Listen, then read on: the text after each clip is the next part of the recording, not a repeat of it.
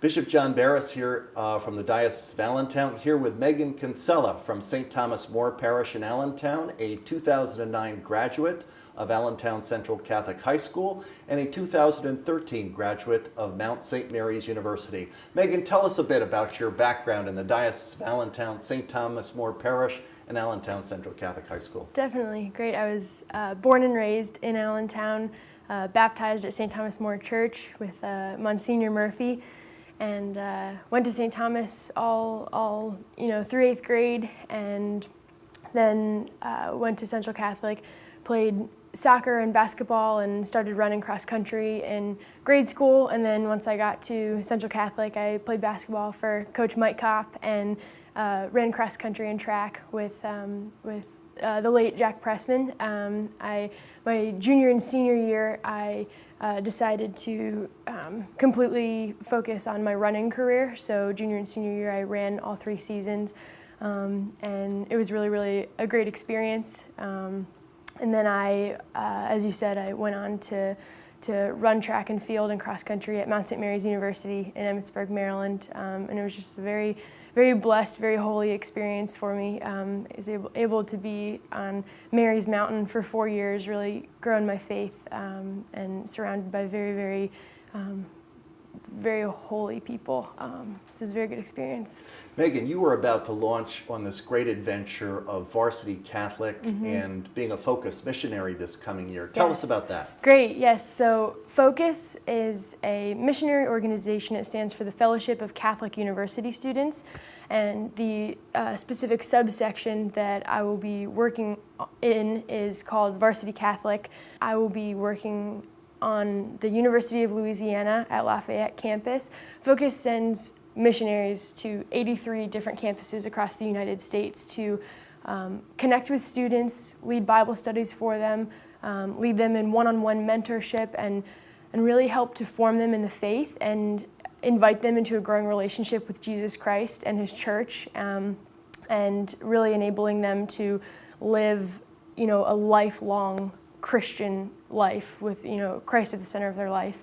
Megan, tell us about the influence here as you embark on this exciting connection between Catholic faith and college athletics, the influence of your own coaching mentors, Jack Pressman, Mike Kopp here at Allentown Central. Tell us about their influence. Definitely. I think that my athletic career, just athletics in general, is really very inseparable from my Catholic faith. It really helped foster me.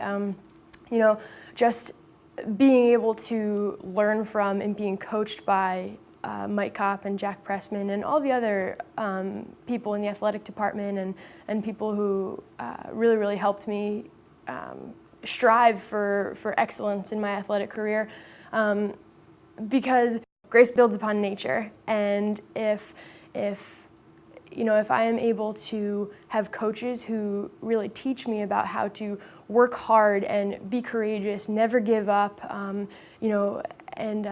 really to be the best well-rounded person I can be, including an athlete, that's really going to reflect in the way that I live my faith out and the relationship that I have with Christ. So, I can remember shooting free throws at my freshman and sophomore year with Mike Kopp as my coach, and we would do them 20, 30, 40 times, and just repetition, and the whole thing, practice makes perfect, just really leads me to be able to not give up in my prayer life, and not only dryness in prayer, but just when things don't really seem to be going right, or God just doesn't really seem to be present, fighting through those times of dryness and things like that.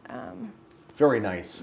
And so you've been mentored by some of the history of classy coaches here in the Diocese of Allentown, the Jack Pressmans, the Mike Kopps, who've modeled all sorts of wonderful virtues, including the virtue of faith for you. Right. Tell us about this inspirational track coach at Mount St. Mary's University. Yes. You have a great bond. You learned so much from this vibrant Catholic man, and you've mentored a lot of your teammates. Sure, yes, definitely. So one of my coaches at Mount St. Mary's, I had 3, all very, very great, solid men. One of them was more of a father figure to me. His name is Jay Phillips. steps. Young guy, went to Mount St. Mary's, ran track there. He now teaches theology there and is one of the track coaches. And just a great family man. He's got 2 little kids, and he takes every opportunity that he can, whenever it might come up, to talk about his faith, to talk about, the reason why he's a coach, the reason why he's a father. I remember he was the first person I ever heard of doing holy hours. He told me that when he was an athlete in college, he would take an hour a day to be in the chapel praying, just being present with Jesus. And I'd never heard of that before, so just very, very inspirational. During my sophomore and junior year at the Mount, by that point I had already been running competitively for 10 years, and I was very mentally and physically drained, and it was a lot. And it got to the point where I was almost considering quitting the team. And so I went in and I talked to him, and he talked to me for an hour, and he just told me, Megan, if this, do you believe that this is your vocation?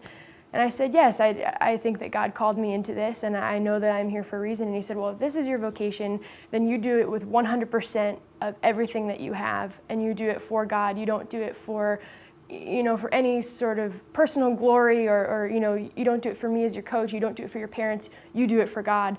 And I realized, wow, yeah, I can't just quit this thing that God called me into. It took a little bit of time, but I definitely was able to return my mind and my body and my spirit to captain on the track team. And by doing that, I was able to bring a lot of my really close friends, the girls on the team, closer to Christ, or at least I hope and I pray. I started inviting them into daily prayer with me, and started inviting them to daily mass, and they were very, very responsive. I can remember just very specifically one time, we all ate dinner together every day after practice. And so I got my tray and I walked to the table, and I, very discreetly did the sign of the cross, kind of quietly. And one of my best friends, Megan, she called me out. She said, hey, why can't we all pray together? And I said, you know what, you're right, that would be great if we all prayed together. So we, all held hands around the table, and we started praying together before meals. And so just being able to be that witness through daily life, through, the Lord gave me this talent, the Lord gave me this love for my sport, and I was able to bring others closer to Him through it, and I think that's what it's all about. It's exciting, Megan, just to see how you're becoming one of the leaders of the new evangelization, and it all emerged from your experience of Catholic faith, yes, in a great family, in a great Catholic high school, in a great Catholic university, and your experience of track and field, and all the leadership qualities being developed in those contexts.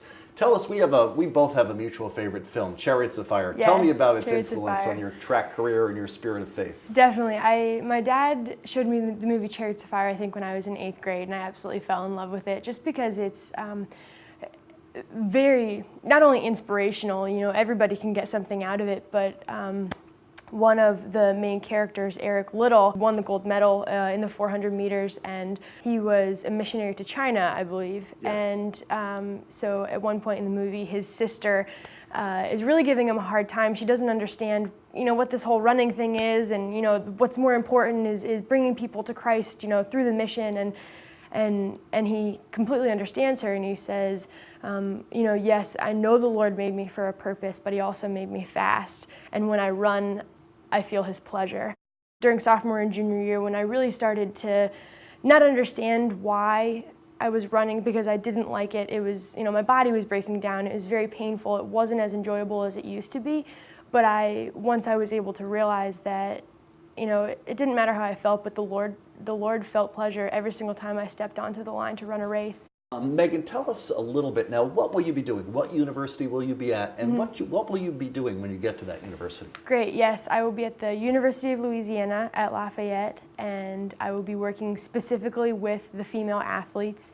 At first, I'll be meeting with their coaches, just, introducing myself, telling them what I do as a Catholic missionary, and telling them that I will be available as a resource to them for their team, for their athletes, really helping to form the overall athlete. So not just the physical, but also the mental and very, very much the spiritual, because as we talked about before, it all goes hand in hand.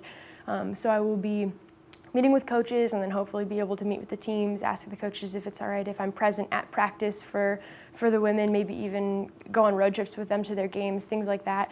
And then also as the semester goes on, hopefully be able to invite as many of them as want to into a Bible study. So weekly Bible studies and then also meeting up individually with them one-on-one, really just to see very personally where they're at in their faith, what they need from me, just being able to be a resource for them to help them grow more in love with Jesus Christ. So Varsity Catholic is all about really the new evangelization, Yes. and the fact that new evangelization is powerfully relational. It's one person to one person. It's one person to groups and teams. It's in the context of building a friendship and following the logic of friendship and sharing the deepest part of ourselves, our Catholic faith, and helping people to understand and to lead them, to be an instrument of leading them to a fiery intimacy with Jesus Christ and a love for being at the heart of our Catholic Church. Right. Megan, thank you so much for being with us today. Thank you.